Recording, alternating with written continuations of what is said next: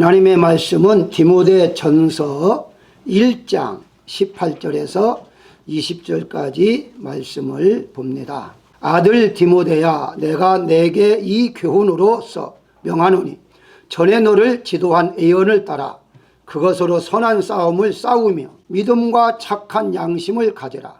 어떤 이들은 이 양심을 버렸고 그 믿음에 관하여는 파선하였느니라. 그 가운데 후메네오와 알렉산더가 있으니 내가 사단에게 내준 것은 그들로 훈계를 받아 신성을 못 얻어가지 못하게 하려 함이라. 아멘.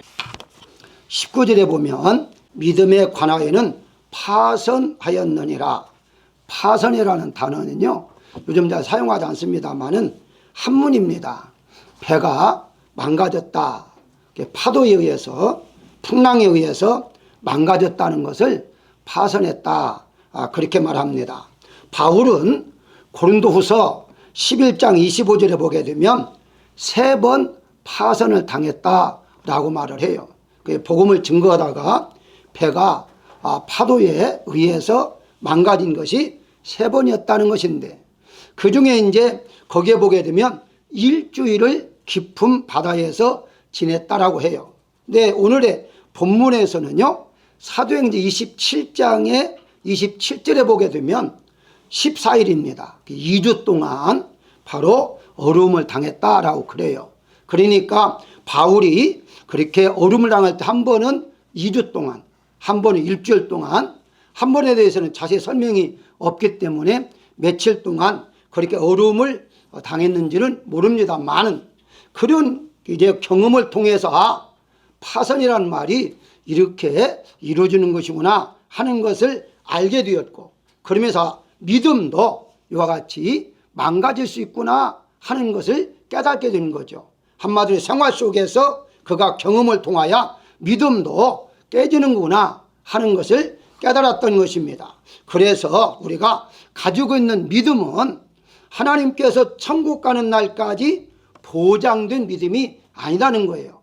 물론 하나님께서는요, 우리를 사랑하시기 때문에 믿음을 잘 간직할 수 있도록 성령께서 능력으로 역사하시기는 하죠. 그러나 내 의지가 얼마나 이 믿음을 지키려고 하냐에 따라서 달라진다는 거죠. 그것까지 하나님이 책임지지는 않는 것입니다. 예를 든다면요, 어떤 사람이 이제 다이아몬드를 반지를 이렇게 선물로 줬다고 가정하십시다. 그러면 그 받는 것도 중요하지만 그 비싼 것을 잃어버리지 않는 것도 중요하고, 혹시 또 도둑에 의해서, 강도에 의해서 빼앗기지 않는 것도 중요하다는 것이죠. 아무리 비싼 선물을 받았다 할지라도 잃어버리거나 빼앗기면 의미가 없다는 것입니다. 하나님께서 우리에게 믿음을 선물로 주셨는데 이 믿음을 빼앗긴다거나 혹은 잃어버린다거나 그러면은 의미가 없다는 거죠. 그래서 바울은 자주 언급한 말이 있습니다. 바울이 말하는 것은 믿음 생활을 하는 데 있어서 바로 이 믿음을 약하게 하거나 혹은 무너뜨리거나 혹은 이제 빼앗아가거나, 오늘의 본문 말씀은 아예 망가뜨리게 한다라고 말하고 있어요. 이런 면에서 누가 그러냐 할 때에 우리가 아는 대로 사단의 역사죠. 사단은 우리가 믿음 생활 잘하도록 놔두질 않습니다. 어떻게든 이 믿음을 망가뜨리려고 노리고 있다는 거예요. 그래서 사단은 우리를 향해서 노력하고 있다면 우리 또한 막는 노릇이 필요하다는 거죠. 가만히 도둑이 왔구나, 사단이 역사하는구나, 가져가라, 이렇게 할 수는 없다는 것입니다. 그래서 우리가 오늘 본문 말씀을 통해서 믿음이 파선, 망가지지 않기 위해서는 어떻게 해야 하는가 하는 방법에 대해서 몇 가지 말씀을 드리고자 합니다. 그 첫 번째가 전문가의 말을 믿으면 믿음이 파손됩니다. 무슨 말입니까? 18절에 보게 되면 예언을 따라 그것으로 선한 싸움을 싸우라 라고 말을 해요. 여기에 선한 싸움은 이미 다 알죠. 사단과의 싸움이죠. 그런데 싸울 때에 예언을 따라 싸우라는 거예요. 여기서 말해 예언은 무슨 말이냐? 하나님 말씀입니다. 우리가 흔히 말하는 기도했더니 몇월 며칠날 앞날에 대해서 말하는 예언이 아니에요. 성경에는 2가지 예언이 있어요. 앞날을 말하는 예언이 있고요, 하나님의 말씀에 대한 예언이 있습니다. 여기서 말하는 예언이란 하나님 말씀에 따라 그걸 가지고 싸워야 한다는 거예요. 바울이 믿음도 파손할 수 있다고 하면서 자신이 직접 경험해 봤는데 바로 그것을 이길 수 있는 방법은 하나님의 말씀밖에 없다는 것을 깨닫게 됩니다. 우리가 잘 알지만 한번 배경을 살펴볼까요? 바울이 재판을 받기 위해서 이탈리아로 가는 도중에 이제 풍랑을 만나죠. 그래서 이제 그 배에 있었던 모든 물건도 다 버리고 이제 죽게 됐을 때에 하나님의 음성을 듣습니다. 그 하나님의 음성을 통해서 이들이 다 살아나는 역사를 경험을 해요. 근데 그 전에 분명히 이 백부장에게 바울이 말합니다. 사도행전 27장 21절에 보게 되면 바로 이렇게 절대 이번에 항해 가면 안 됩니다. 손해가 많이 납니다 하는데 이 백부장이 선장과 선주의 말을 바울의 말보다 더 믿었다라고 정확하게 말을 해요. 제가 전문가의 말을 믿으면 안 된다면 무슨 말이냐? 백부장 입장에서는요, 선장과 선주의 말이 더 믿을 수밖에 없죠. 왜냐? 바울은 그 이제 뭐 배를 움직이는 사람이 아니었잖아요. 어부가 아니잖아요. 선장도 아니잖아요. 그렇기 때문에 오랫동안 선장으로서 배를 움직이고 다니는 사람, 그리고 이제 선주라는 말은 배의 주인이죠. 그러면 그 사람들의 말이 더 신빙성이 있지. 전혀 바다에서 모르는 바울의 말에 더 신빙성이 있을 수가 없어요. 그렇기 때문에 백부장은 선장과 선주의 말을 믿을 수밖에 없는 거예요. 우리 기독교인들 할지라도요, 하나님의 말씀보다는 전문가의 말을 더 믿을 때가 종종 있는데요. 이해를 해요. 왜냐하면 전문가니까. 의사가 어떻게 하라 하면은 목사의 말보다도, 목사 그 개인 말이 아니라 목사님 말하는 말씀입니다. 성경 말보다도 그 의사의 말에 더 의지할 때 있기는 사실이에요. 그래서 전문가의 말을 전혀 듣지 말라는 말이 아니라 때로는 전문가를 할지라도 그 말에 실수가 있을 수가 있고 그 말에 인간적인 생각이 들어갈 수 있기 때문에 전문가의 말보다도 하나님 말씀에 더 귀를 기울여야 한다는 것이죠. 예를 든다면 에레미야서 9장 23절에 보게 되면요, 여호와께서 이와 같이 말씀하시되 지혜로운 자는 그의 지혜를 자랑하지 말라. 용사는 그의 용명을 자랑하지 말아라. 부자는 그 부함을 자랑하지 말라라고 말을 해요. 무슨 말입니까? 부자라 할지라도요, 어느 날 망할 수 있다는 거예요. 바로 용사라 할지라도 전쟁에서 100% 이길 수 없다는 거예요. 그러니까 그 사람들도 실수할 수가 있으니까 그들 믿지 말아라 라고 말을 해요. 자, 그런데 왜 이들이 잘못됐냐 하는 걸 나와요. 물론 이들이 기술이 있죠. 선장도 오랫동안 배를 움직였기 때문에 잘 알겠죠. 그런데 한 가지 실수한 게 있습니다. 사도행전 27장 12절에 보게 되면요, 그 선장이 하는 말이 있습니다. 그 항구가 겨울을 지내기에 불편하므로 거기서 떠나 아무쪼록 뷰니스에 가서 겨울을 지내자라고 말을 해요. 무슨 말인가? 지금 현재 있는 항구는 여기에 좀 멈춰 있는 항구는 미양이라는 항구고 작아요. 당시에는 지금과 다르기 때문에 겨울은 바람이 많이 불고 그러니까 조금 좋은 데서 겨울을 지내고 또다시 이제 다른 항구로 가야만 됐어요. 그런데 이 미양이라는 데는 작으니까 자기들이 몇 달 동안 있기에는 불편했어요. 그러니까 불편한 게 우리가 있지 말고 좀 편안한 데 가서 거기서 겨울을 조금 넘기자라고 말을 한 거예요. 자, 그렇다면 이 말을 백부장에도 분명히 했을 것입니다.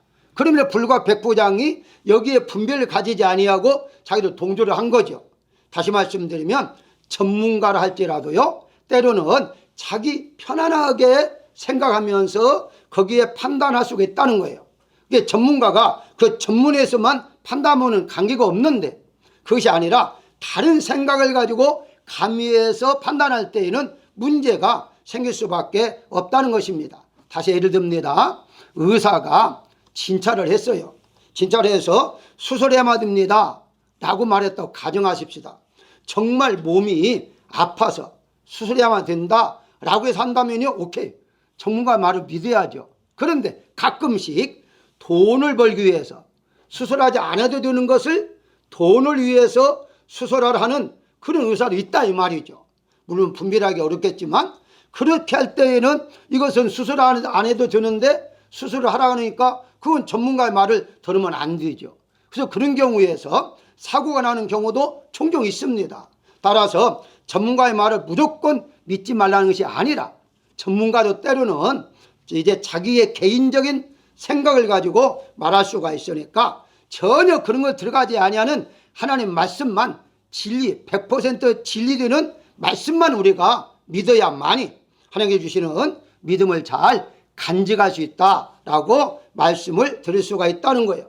그래서 요한일서 4장 1절에서 사도 요한은 영을 다 믿지 말고 오직 영들이 하나님께 속하였나 분별하여 많은 거짓 선지자가 세상에 나왔다라고 말을 해요. 다시 말씀드리면 바로 모든 것, 심지어 영, 심지어 신학자, 거짓 선지자 있으니까 이런 사람들까지도 분별할 줄 알아야만이 자기 믿음을 잘 지킬 수 있다는 거예요. 이걸 분별 못하니까 이단에 빠져서 그래서 그거 진짜 믿음인 줄 알고 믿고 가는 사람들이 있다는 것입니다. 사랑하는 여러분들은 오늘 본문 말씀을 통해서 예언의 즉 말씀에 따라 여러분들이 사신다면 하나님 주시는 믿음을 잘 지킬 수가 있다는 것을 믿으시기를 바라고요. 두 번째는 세상의 것을 사랑하면 믿음은 파손됩니다. 19절에 보게 되면 이들은 양심을 버렸고 라고 말을 해요. 양심은 하나님을 찾아가기 위한 하나의 기능이에요. 기능. 다시 말씀 이 기능이 망가지게 되면 하나님 믿었던 믿음까지도 파손됩니다. 무슨 말입니까? 사단은 하나님께서 주신 양심을 버리게 만들어요. 다윗은요 하나님의 법다움으로 양심을 기준 삼아 믿었는데요. 오늘날 있어서 양심 그러면 이게 이해가 잘 안 되죠. 그러나 구약에서나 신약에서 그때 당시에는 양심 하나의 법이었습니다. 그래서 이 양심에 따라서 믿음 생활을 했다는 거예요. 쉽게 설명하면 양심이 찔림이 되면 믿음도 그만큼 이제 우리가 다른 생각을 가지고 바꿔야 한다는 것이죠. 그래서 양심이 믿음의 기준이 됐는데 예를 한번 들어볼까요? 시편 7장 9절에 보게 되면 사람이 이제 마음과 양심을 하나님이 감찰하신다라고 말을 해요. 하나님께서 사람의 마음을 감찰하고 있다는 거예요. 그러니까 쉽게 설명하면 하나님 이 사람이 양심대로 사나 살지 않나 라고 보고 계신다는 거예요. 시편 16장 7절에 보게 되면 밤마다 내 양심이 나를 교훈하도다 라고 다윗은 말을 해요. 밤마다 교훈한다? 무슨 말입니까? 밤에 자기 전에 내가 하루 일을 한 것을 되새겨 보니까 이건 잘못되었구나, 이건 잘한 것이구나 하고 마음의 양심이 기준으로 판단하고 있었다라고 말을 해요. 다시 시편 26장 2절에 보면 여호와여 나를 살피시고 시험하사 내 뜻과 내 양심을 단련하달라라고 다윗은 말을 해요. 양심이 살아있는 양심으로 살 수 있도록 인도해달라라고 말합니다. 그 신약 시대는 어땠느냐? 바울도 역시 재판을 받으면서 많은 사람 앞에서 사도행 23장 1절에 범사의 양심을 따라 하나님을 섬겼다라고 그래요. 하나님을 섬기는 데 있어서 양심에 따라 섬겼다는 거예요. 그리고 더 나아가서 사도행 24장 16절에 보면 나도 하나님과 사람에 대하여 항상 양심에 꺼리낌이 없기를 힘썼다라고 말을 해요. 자, 무슨 말입니까? 이 양심에 대해서 구약이나 신약이나 하나님의 기준을 삼았다는 거예요. 그럼 양심이 과연 무엇이냐? 하나님께 원래부터 우리 인간에게 양심을 주어서 잘못하고 있으면 양심이 꺼리게 만드는 거예요. 그래서 성경에 보게 되면 가책을 받는다, 찔림을 받는다 라고 말을 하죠.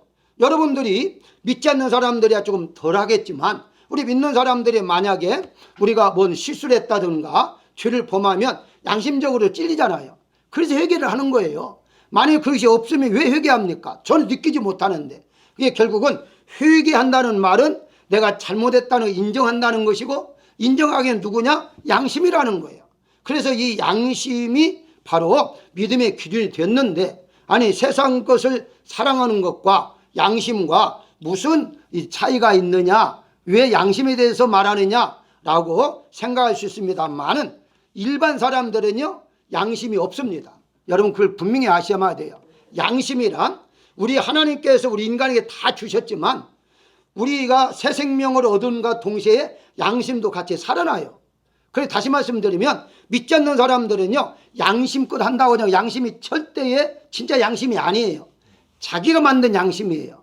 우리 기독교인들만 새 생명 얻은 사람들만 진짜 양심이에요. 그러니까 만약에 우리가 믿는 사람이 뭔가 찔리는 것은 그건 하나님이 하시는 거예요. 하나님께서 양심을 통해서 너 잘못됐다 회개해야 한다라고 말해주는 것이고, 세상 사람들은 그 찔림도 없지만 아예 있다 할지라도 그것은 자기 기준으로 만든 양심이지 하나님께 주신 양심이 아니기 때문에 세상 것을 사랑하게 하는 거예요. 그러니까 자연히 세상 사람들은 세상 것가 최고라고 하죠. 근데 어떻습니까? 우리는 세상 것보다도 하나님을 더 사랑하라. 심지어 예수님께서 가족을 나보다 더 사랑하면 이렇게까지 나오잖아요. 무슨 말입니까? 그게 바로 양심의 기준이죠. 아, 내가 하나님보다도 가족을 더 사랑했구나. 그런데 세상 사람들은 전혀 아니죠. 가족이 최고죠. 근데 우리는 어떻습니까? 가족보다 하나님이 더 최고라는 거죠. 일반 사람의 기준을 볼 때는 말이 안 맞지만 이게 성경적이다는 거죠. 그래서 우리가 세상 것을 사랑하게 되면 믿음은 파산할 수밖에 없다라고 말씀을 드릴 수가 있는데요. 요한복음 8장 9절을 보게 되면 우리 잘 아는 대로 한 여인이 죄를 범했잖아요. 그래서 예수님께서 이런 말을 해요. 죄가 없는 자는 돌을 가지고 이 여인을 치라라고 그래요. 그런데 다 물러갔어요.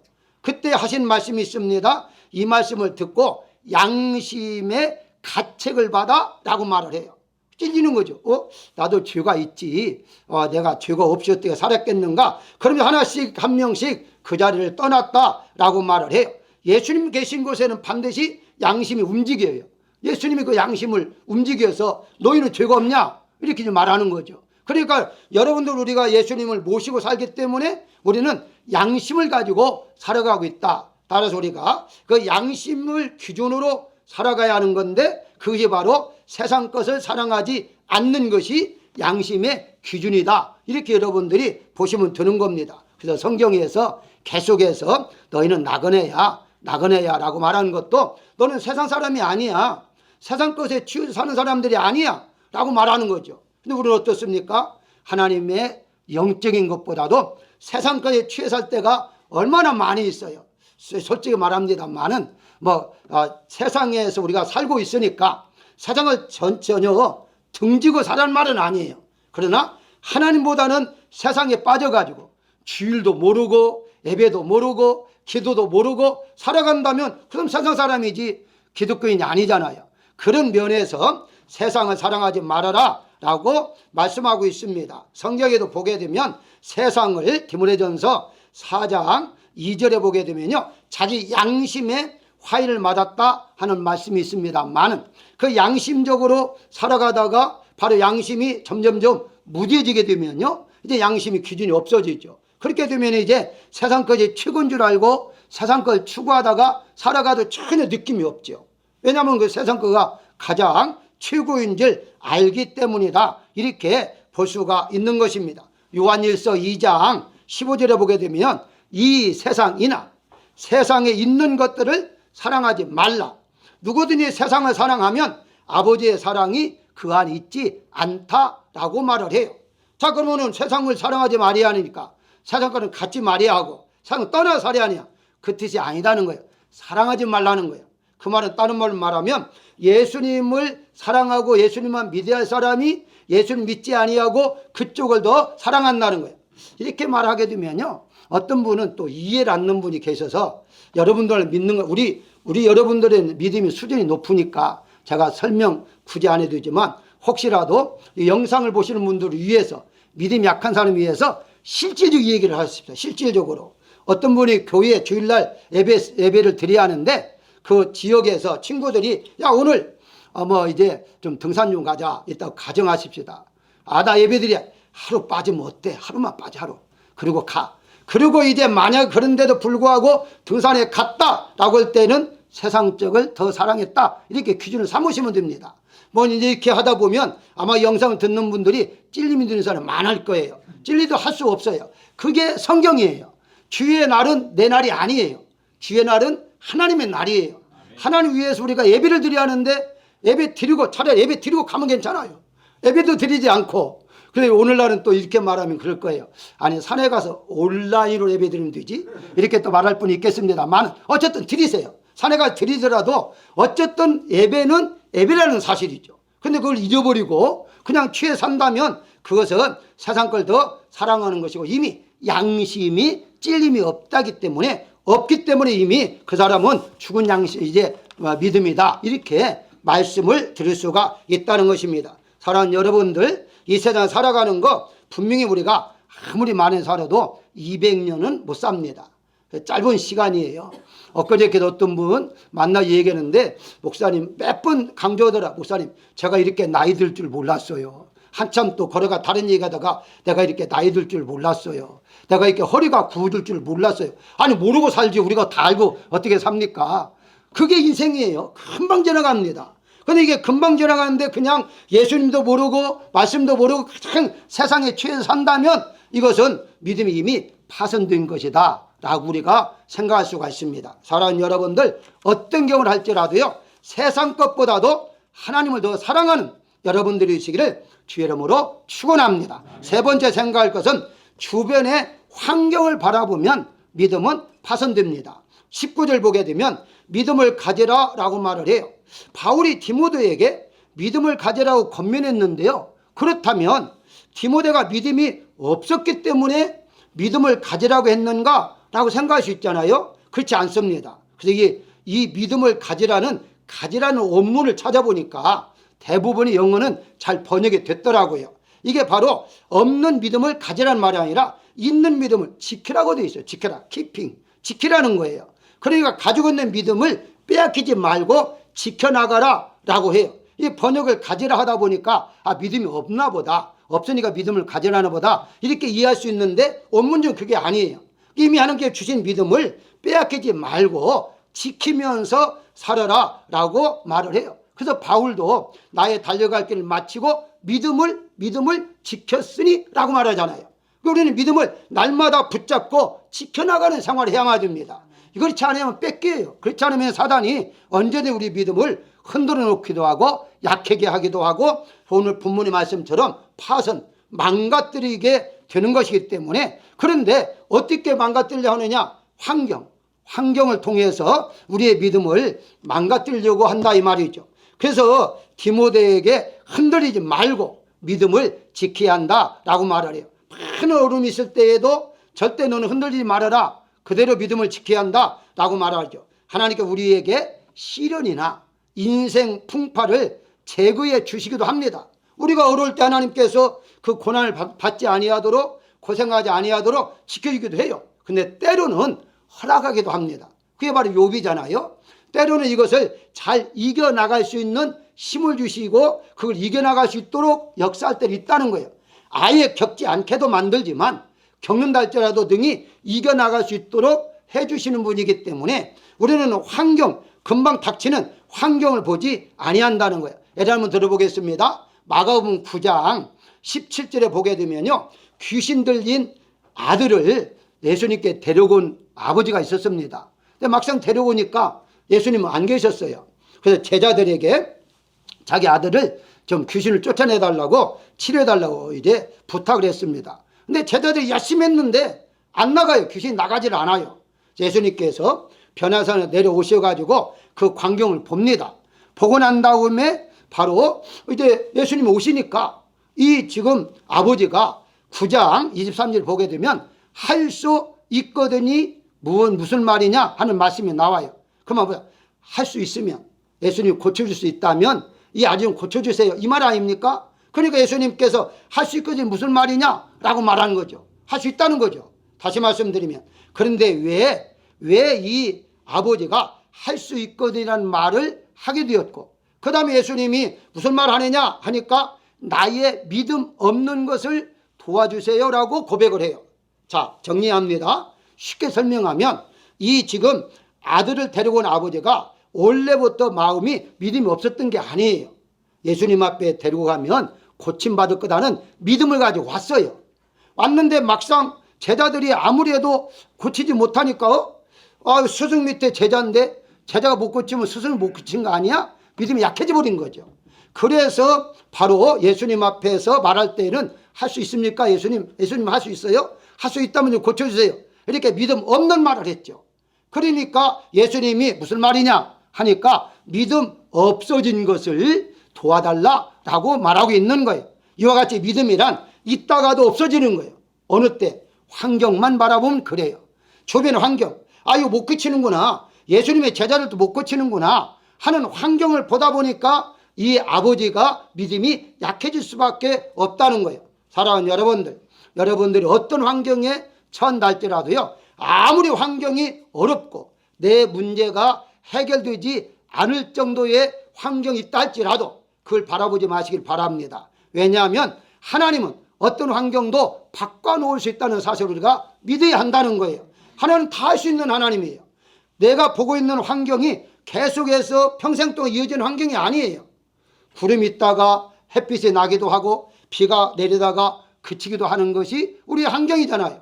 그런데 하나님의 손길에 의해서 초자연의 역사로 당장 현재에서 바로 일어난 일들을 바꿔놓을 수도 있다는 사실을 우리가 알아야 한다는 것이라. 그런 면에서 환경을 바라보면 우리의 믿음은 파손될 수밖에 없다는 사실을 우리가 알아야 할 것입니다. 사도행전 27장 13절에 보게 되면요, 이들이 계속 항해를 할 수 있었던 것이 환경을 봤어요.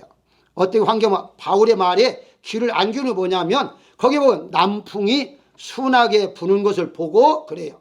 그러니까 바울이 말려도 바울이 이제 아니 지금 전혀 바람 부는 게 이렇게 좋은 바람은 부는데 언제 강한 바람이 불겠느냐, 내가 이제까지 선장 노릇했지만 이런 때는 없었다, 이렇게 생각을 한 거예요. 그러니까 보니까 자기도 본 거예요. 아, 순풍이 부는데 이럴 때 떠나야지 어떻게 큰 강풍이 불겠느냐 하고 환경만 보고 판단한 거죠. 그런데 어떻습니까? 그런 좋았던 환경이 갑자기 바람이 불게 되었고 어려움을 처할 수가 있었다는 거예요. 사랑하는 여러분들, 우리가 가지고 있는 환경은요, 좋았다가도 나빠질 수가 있어요. 반대로 나빠졌다가도 좋아질 수 있어요. 그것이 누구든지 보장이 안 되는 거예요. 부자로 살다가 가난하게 되고요, 가난하게 살다가 부자 될 수가 있어요. 그러면 결과는 무엇이냐? 우리가 환경은 변하지만 영원히 변하지 아니하는 하나님만 우리가 바라보고 살아야 한다는 거예요.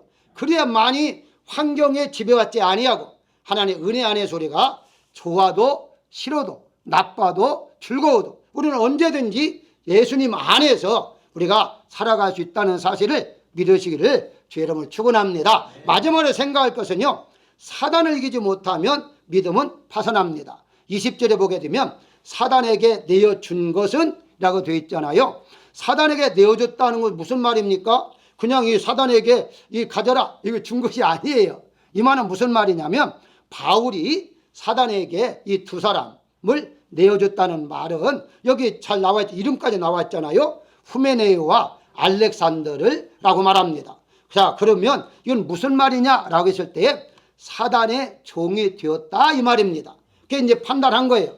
너희는 사단의 종이야. 그래서 교회에서 출교를 시킨 거죠. 당시에 에베소 6장 12절에 보게 되면요, 우리의 씨름은 혈과 육을 상대하는 것이 아니요 하늘에 있는 악한 영들의 대함이라 라고 말을 해요. 우리는 늘 싸우는 게 누구냐? 사단이 그리스도를 공격하기 때문에 사단과의 영적 싸움으로 우리가 싸워 나가야 하는 것인데, 여기에 이제 사단과 싸워서 지면 사단의 사람이 되는 거죠. 한마디로 죄의 종, 사단의 종이 되어지는 것이죠. 사단은 어떻게 공격해 옵니까? 베드로전서 5장 8절에 보게 되면 근신하라 깨어라 너희 대적 마귀가 우는 사자 같이 두루다니며 삼킬 자를 찾는다라고 그래요. 삼킨다는 뭐예요? 삼킨다는 것은요, 통째로 먹는다는 거예요. 여러분, 이 그 짐승들도 보게 되면요, 통째로 먹는 게 몇 가지가 있어요. 몇 가지가 통째로 먹고, 뭐 예를 들어 사자도요, 어떤 것을 잡아서 먹을 때 통째로 안 먹습니다. 뜯어 먹죠. 근데 여러분, 통째로 먹는 대표적인 어딘지 아십니까? 뱀이에요. 뱀은 절대 어떤 뭐 조금씩 뭐 뜯어 먹기 이거 없어요. 그냥 통째로 삼킵니다. 아무리 큰 것도 입이면 엄청나게 벌어져요. 벌어져 가지고 그거 삼키고 그 안에서 이제 삭혀서 그렇게 사는 게 바로 뱀이에요. 이게 뱀은요, 완전히 우리를 공격할 때 완전히 그냥 삼켜버리는 거예요. 조금씩 뭐 뜯어먹거나 뭐 아프지 뭐 이러면서 하는 게 아니고요, 한꺼번에 먹어버리는 거예요. 오늘 갑자기 삼킴을 당할 수가 있기 때문에 그래서 깨어 기도하라 라고 말하고 있는 거예요. 우리 조금만 이렇게 다른 생각하게 되면요, 달라진단 말이죠. 삼키려고 우리를 시탐탐 노리고 있다라고 말을 해요. 그래서 예수님께서는요, 이런 말씀까지 합니다. 사단이 가장 먼저 믿음을 약하게 하기도 해요. 어떤 사람은 빼앗아가기도 하고요, 어떤 사람은 이와 같이 본문에 나온 것처럼 망가지게 하기도 하는데, 예수님께서도요, 누가복음 22장 32절에 베드로가 누굽니까? 대단한 사람이잖아요. 내가 너를 위하여 믿음이 떨어지지 않기를 기도하였노니 너는 돌이킨 후에 내 형제를 굳게 하라 라고 말을 해요. 믿음이 떨어지지 않도록 예수님이 기도했다는 말은 믿음이 떨어질 때가 있다는 것을 아셨기 때문에 이런 말씀을 드리는 거예요. 그럼 어느 때 떨어졌습니까? 우리 잘 아는 대로 여종에게 예수님을 부인하는 거잖아요. 근데 여러분들 그걸 읽으면서 잘 이렇게 주목할 단어가 있어요. 그러니까 마태, 마가, 누가, 요한 다 나와요. 다 나온다는 그만큼 중요하거든요. 이 사건이 중요하는데, 마태와 마가가 가장 먼저 이제 쓴 말씀이잖아요. 거기에 보게 되면요, 함추성이 있어요. 그게 뭐냐? 여종이 너는 예수님과 함께 있었지 않느냐라고 물어요. 두 번째도 마태복음은 다른 여종이라고 말을 해요. 한 여종이 아니라 또 다른 여종이 또 말하기를 내가 예수님과 함께 있지 않았느냐라고 그래요. 그게 묻는 대답이었어요. 근데 여기 베드로가 어떻습니까? 아니다고 하잖아요. 이게 아주 중요해요. 함께 한다는 거예요. 우리는 예수님과 함께 살아가야 해요.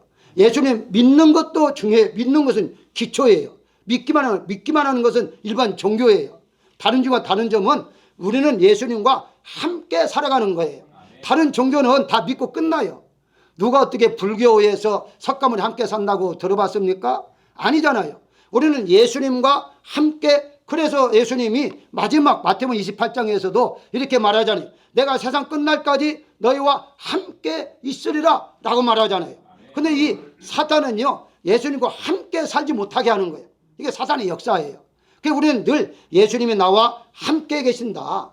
내가 일할 때에도 함께 계시고 내가 잠잘 때도 함께 계시고 나와 늘 함께하는 그 예수님을 느끼고 살아가는 것이 바로 사단을 이길 수 있는 비결이라는 사실을 우리가 알아야 할 것입니다. 그러다 보면 우리가 아무리 어려워도 예수님 나와 함께 계시는데 이길 수 있잖아요. 우리가 뭐 여러 가지 생각이 복잡하다 할지라도 예수님 다 알고 계시는데 라고 우리가 생각한다면 어떤 경우라도 다 이겨나갈 수가 있다는 사실을 우리가 알아야 할 것입니다. 본문의 20절에 보게 되면 신성을 모독하지 못하도록 하려 함이라 라고 말을 했는데요. 이 말은 무슨 말이냐? 디모데후서 2장 17절에 이 말씀이 또 다시 세분하게 말을 해요.